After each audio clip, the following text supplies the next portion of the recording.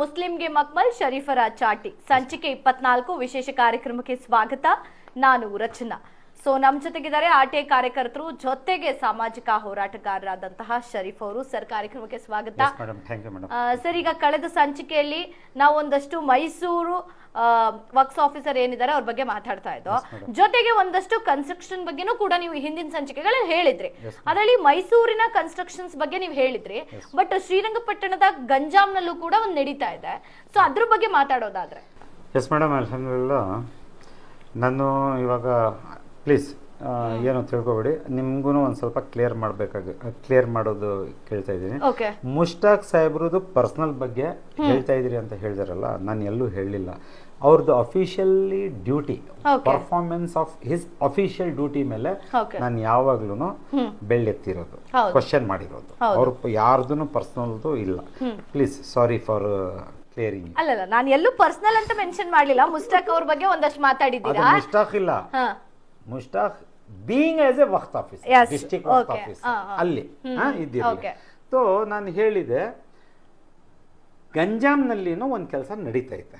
ಅದಕ್ಕೂ ನಾವು ಅಬ್ಜೆಕ್ಷನ್ಸ್ ಹಾಕಿದೀವಿ, ಹಾಕ್ಲಿಲ್ಲ ಅಂತ ಇಲ್ಲ, ಹಾಕಿದೀವಿ.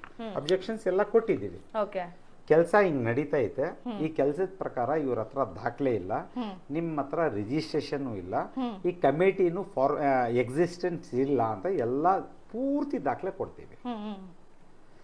ಸರ್, ನಾನು ಆವಾಗ ಬೆಂಗಳೂರು ಸ್ಟೇಟ್ ಬೋರ್ಡ್ ಆಫ್ ಔಕಾಫ್ ನಿಮ್ಮ ಗಮನಕ್ಕೆ ತಗೊಂಡು ಬರ್ತಾ ಇದ್ದೀನಿ.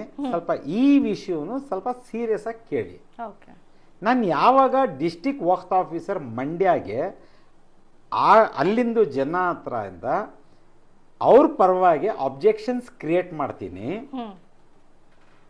ಡಿಸ್ಟ್ರಿಕ್ಟ್ ವಕ್ಫ್ ಆಫೀಸರ್ ಸಾಹೇಬ್ರು ಹೆಂಗೆ ಒಂದು 6 ತಿಂಗಳ ಹಿಂದ್ಗಡೆ ಇಲ್ಲಿ ಮೈಸೂರಿಗೆ ಸಂಬಂಧಪಟ್ಟಿ ಝೀನತುಲ್ ಮಸ್ಜಿದ್ಗೂ ಮಾಡಿದ್ರು, ಕಂಪ್ಲೇಂಟ್ ಇವ್ರಿಗೆ ಮಾಡಿದ್ರೆ ಇವರು ಕಮಿಟಿನವ್ರಿಗೆ ನಮ್ಮ ಐಡೆಂಟಿಫಿಕೇಶನ್ ಮಾಡಿದ್ರು. ಅದೇ ತಪ್ಪು ಇವಾಗ 2ನೇ ಸಲಿನೂ ಮಾಡ್ತಾರೆ ಗಂಜಾಂ ವಿಷಯಕ್ಕೂ ನೋಡಿ.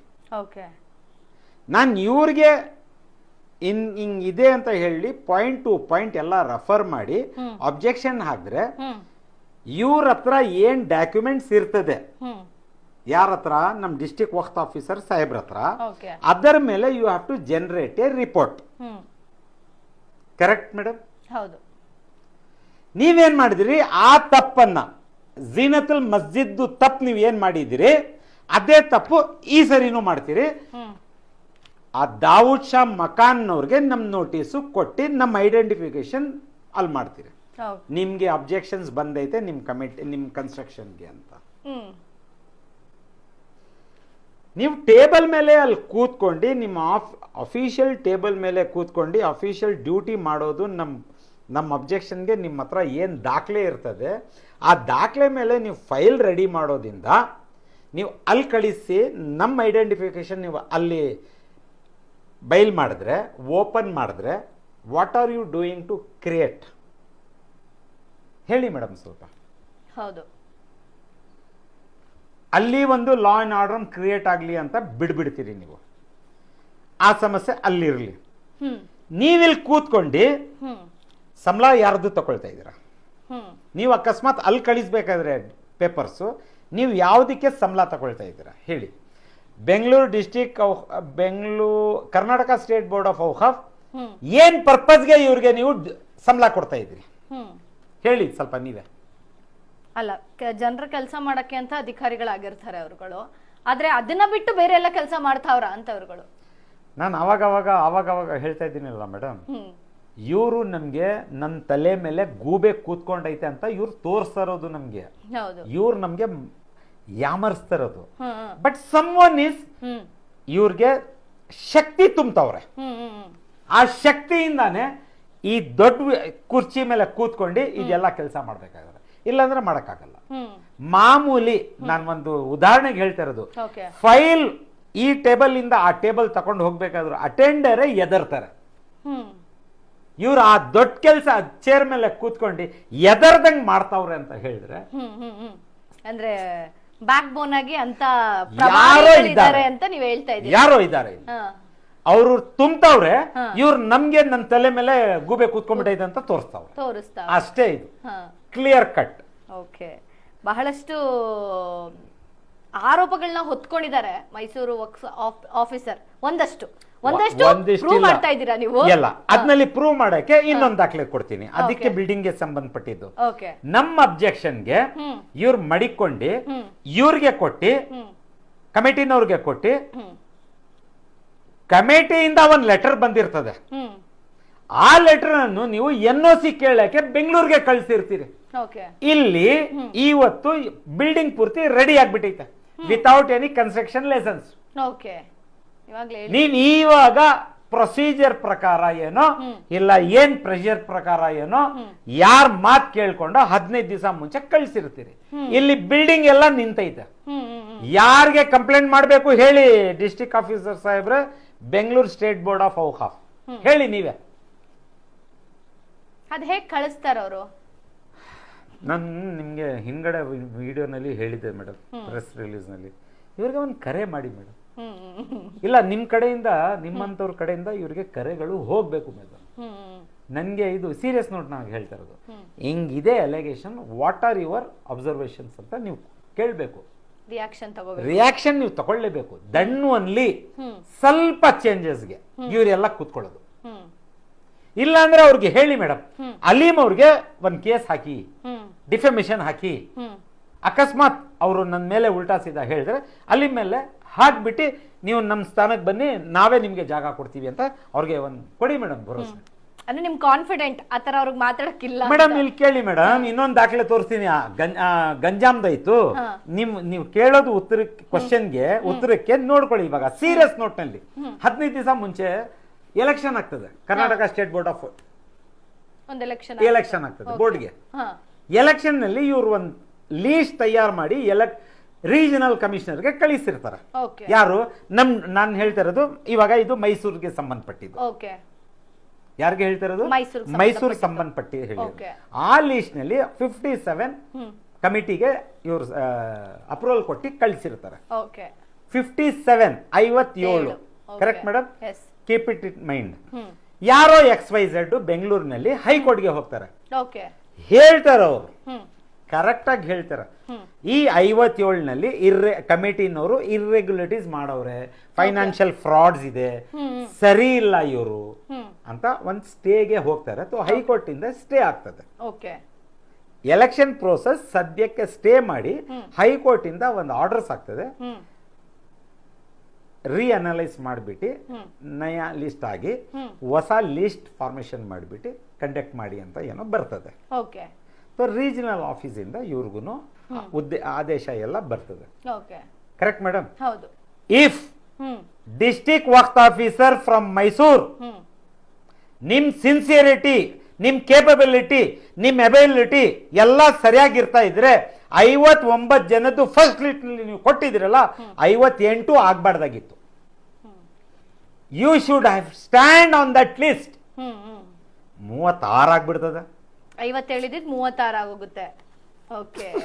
ಅಂದ್ರೆ ಅಲ್ಲಿ 19 ಜನಗೆ ಕಟ್ ಮಾಡ್ತಾರೆ. ಆ ಲಿಸ್ಟ್ ಸರಿ ಇತ್ತಾ? 36 ಅದ್ನಲ್ಲಿ ಹೇಳ್ತೀನಿ.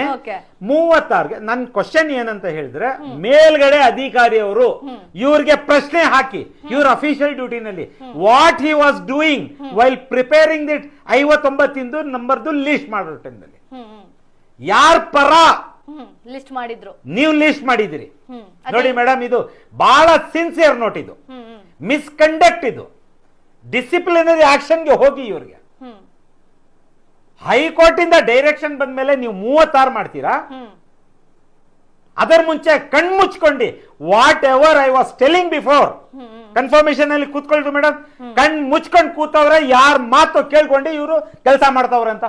ಪ್ರತಿ ಒಂದು ಇಶ್ಯೂನಲ್ಲಿ,